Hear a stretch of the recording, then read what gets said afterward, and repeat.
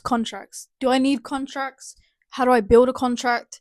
What software do I use to build a contract?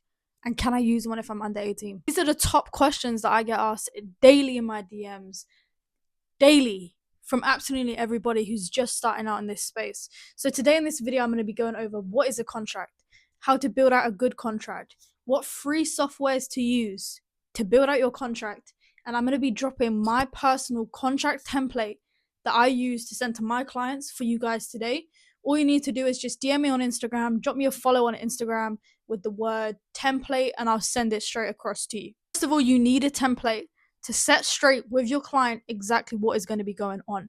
They need to understand exactly what you're going to offer to them. So for example, in my templates, I'll have that I'm running the Facebook ads, I'm controlling the spending of the Facebook ads. You could have in there that you're handling the creative side of things. So you're building out the still creatives for them on Photoshop or Canva or whatever platform that you're using as well. You also want to have on there what are you doing in terms of data review. So every 2 weeks, are you jumping on call with them? Are you reviewing how it's gone? Every 4 weeks, are you doing that? What does that look like for you? Because you can build out your contract however you want, but I'm going to send you guys pretty much a baseline of what I use. Also within your contract as well, you want to go over the payment side of things, so the payment structure. Let's say, for example, if I'll do both examples for you guys here. So let's say if you're doing a $1,000 a month flat rate, so a retainer every single month, what you'll do is you'll have written in the contract the date that is getting paid every single month, the amount that they're paying you, and how they're paying that. Is it through Stripe? Is it through Wise? Is it through etc. etc. Just so it's clear and they're signing on the contract that they understand, okay, this is how much I'm paying, here's why I'm paying it, here's what I'm offering, and here's the date that I have to adhere to every single month to pay you. If they are doing split payments in terms of the monthly fee, you obviously would want to do payment 1, how much is left to pay, and then you want to also do payment 2, what date that is going to take place and the amount that is going to be. You don't want to leave any information out in the contract. Number 2 is if you're doing, let's say for example, a rev share. So for example, if you're doing 10% of sales that you generate them, you want to state that inside the contract, but you want to make it super clear what that 10% looks like. Because the 10% that you should be doing is not 10% of all the sales that generate on the Shopify, because you have not contributed to the revenue that you would be taken from. It would have to be solely from Meta, obviously the Meta dashboard, if that makes sense, what you're going to be taken from. So let's say, for example, if they generated 20K altogether on Shopify, you did 10K through organic, and you did 10K through paid ads. You will only be getting the 10% that you've generated from that 10K, so you would only be getting $1,000. That needs to be super clear in the contract so they understand exactly what the payment structure looks like, exactly how much you're getting per 1,000, etc., so that they can sign clearly that they understand what's going on. You also want to state in the contract how often that is going to be paid. So let's say, for example, if you're getting paid weekly, what date would that be? What day of the week would that be? Or if it's monthly, what's the date per month? On the 28th. Robert, who owns fucking this brand, right, is paying you on that month, on that date, every single month. The 28th of every month, that's when he'll pay you for the revenue that you've generated 10% of. So that's super clear.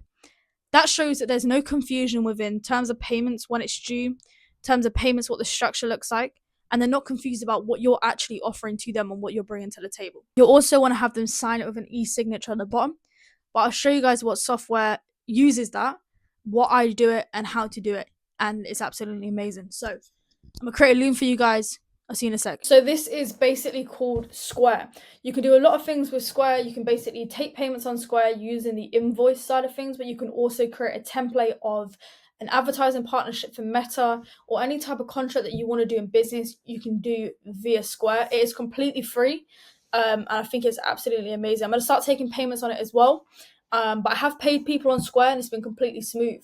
So what you want to do here is you're at this stage here where it says contracts, templates, and clauses. You want to go to create a template right here.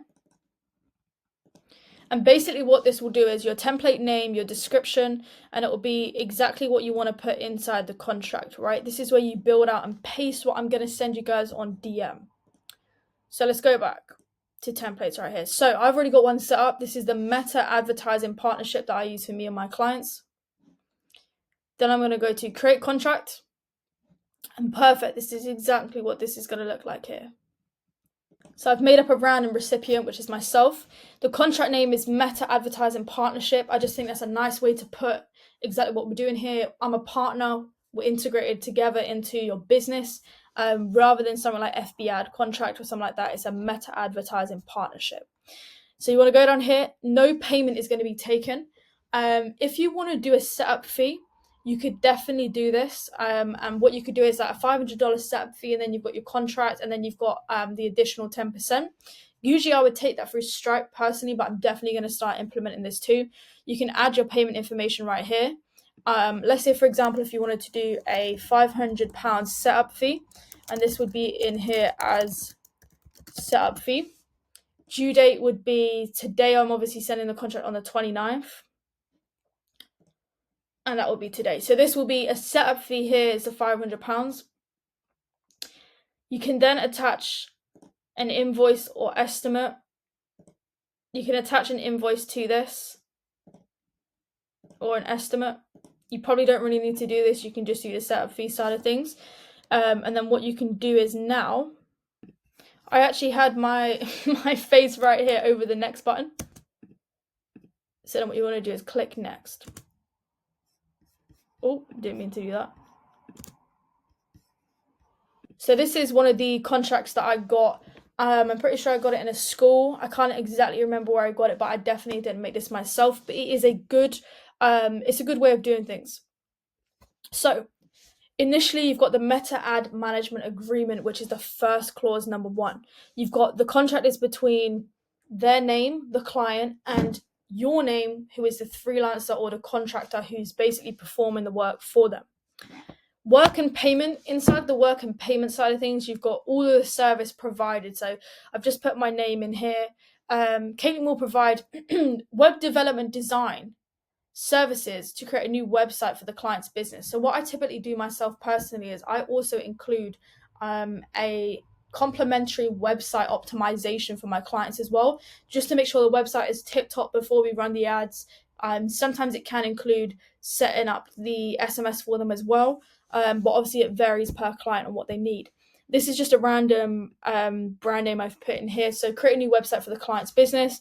The contractor agrees to provide Facebook advertising management services to the client and the promotion and marketing of the client's business. So basically saying I'm going to run their ads. The services include, but are not limited to, creation and management of the Facebook campaigns for the business, meaning I'll be doing the creation of the campaigns, and then I'll also be doing the creatives for the business as well. Optimization of the ad performance to ensure that they're getting the max return on what they're spending. Regular monitoring and reporting, that'll be reporting back to the client or just reporting as a whole. My actual personal one that I use looks a bit different to this. I say that we have a 2-week check-in call every single 2 weeks to discuss where we're at, like right now, where you want to go. Is there anything you're happy with? Is there anything you're unhappy with? And that's what's in my personal contract. This is just the old one I used at the start. And consultant and strategy adjustments as necessary to achieve agreed upon. So that would be basically adjusting strategy. So for example, instead if they were on email, that would be moving them over to SMS. Or if it was a case of, I'm trying to think off the top of my head, like there was website issues, for example, their website layout was harming the CVR, we could change that and change the strategy that we've got in place to achieve the agreed upon. So payment right here. This is different to what I obviously use now. I'm just not going to put the one that I use on here because I don't have it saved. In consideration, this is where the payment side of things gets touched on. So in consideration for the services provided by the contractor, which is obviously yourself, the client agrees to pay the contractor a fee of equal to 15% of the revenue directly generated from sales attributed to the Facebook advertising campaigns. So this basically means that whatever you make them, you get 15% of what you make them on Facebook, absolutely nothing else. Payment shall be calculated based on the revenue generated from Facebook advertising campaigns during the previous month, and the payments will be made to the contractor via Stripe or by any other payment method determined by the business. So this could be if you pay on Stripe, if you pay on Wire, if you pay inside Square by a card or whatever you do, I would have that in here. I haven't updated this obviously because this is the old one. So reporting. The manager agrees, which is you, agrees to provide the client with monthly reports detailing performance on the Facebook advertising campaigns, including but not limited to clicks, conversions, and revenue generated. I would suggest putting 2 weeks in, so you have a 2-week check-in call every single 2 weeks. Once you guys have worked together for a longer term than the 2 weeks, I would probably make it a month once they're comfortable with you and you've got good trust. Term and termination. So the agreement, this is like obviously not correct. Like this is the 5th of August. This is an old one. It's now the 29th of October. But this agreement shall commence on the 5th of August and shall continue until terminated by either party with 14 days written notice. So if they want to break out from the arrangement that we have in the situation, they have to give me a 14-day, like a 2-week notice, if that makes sense. Either party may terminate this agreement for material breach by the other party, providing the breaching party fails to cure such breach within 30 days, written notice thereof.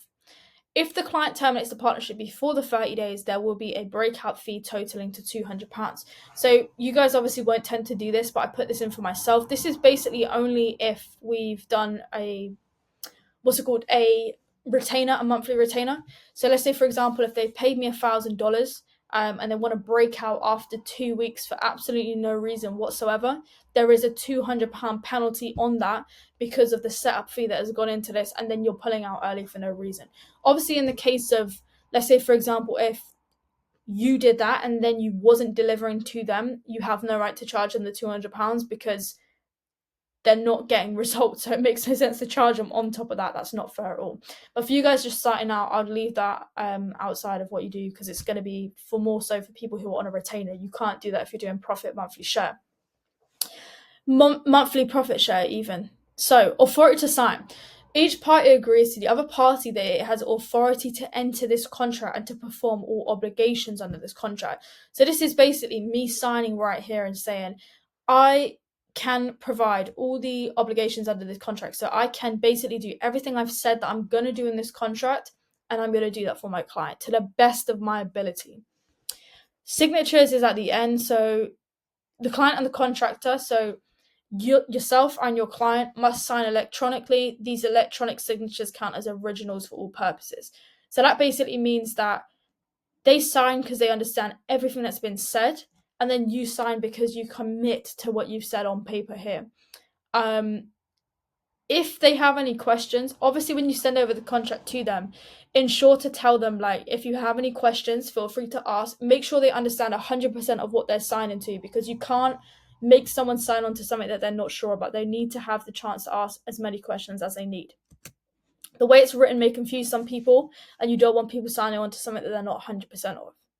So this is what it looks like where you sign it yourself prior to sending it off to your client. So obviously, I'll put my name here and then I'll just put YSL, right? Obviously, that's not how I sign it, but I'm not going to start putting what I would really put on here right now. And it just looks like this, the owner's signature here and the business date signed. So this is where you'll have the recipient, which is obviously me. This is like a random email that I've just put in. The contract is between, I'm just covering my email. Scale It With Me. This is just some random account that I've got on here. This isn't my main account. But yeah, the business and Caitlin, the client, this is dated on this date. So the client will pay the business £500. So this is a setup fee, which you're showing here. This is basically, it says right here, the date is due on, you've got the client will pay the business the amount, and then you've got the terms underneath here, which I'll show you guys now. The terms again right here are pretty much just what you've built out, pretty much what you've said inside the contract, but you can just check it over prior to sending it to the client to make sure there's not any mistakes. I've sent stuff over to clients before. I've got another business's name in there, and I've only realized after, and I've just been like, that is not the most professional. So definitely check this over before you send it. Again, so this is where the signatures are. So it has the contract may be signed electronically or in hard copy. Obviously this is going to be your name right here, and then you've got the recipient signature, which is your client right here. Obviously, to send this off now, once you've built this out and put in all the details that you want to say in the body of the contract, so term, termination, authority to sign, and all the clauses, you then want to click share, and I'll show you guys what it looks like once it's shared. For some reason, I literally cannot show my screen without showing all the contracts that I've sent on this account, because I wanted to show you guys what it actually looked like once it had been sent, because it says signed in green if it's been signed by the prospect or the client. It says if it's been viewed, you can track if it's been delivered, you can track absolutely everything from when you sent this contract to when it's been received and signed. Let me know if you guys did find this helpful. I'm thinking of maybe doing some more practical based teaching. So like maybe setting up cold conversions, setting up some other bits, super simple stuff, obviously for you guys, nothing too crazy. But yeah, I'm thinking of doing like kind of more practical stuff to help you guys actually get started, if that makes sense, rather than just talking. So yeah, if you liked the video and you thought it was really helpful, let me know. Drop a subscribe, drop a like. I'm gonna be posting probably about 2-3 times a week videos like this, trying to be super consistent. If anyone has any questions as well, feel free to hit me on DM. My Instagram's right here. I'm responding to questions with a voice note, and I'm super excited to stay consistent on YouTube finally after fucking saying it for so long. See you in the next video.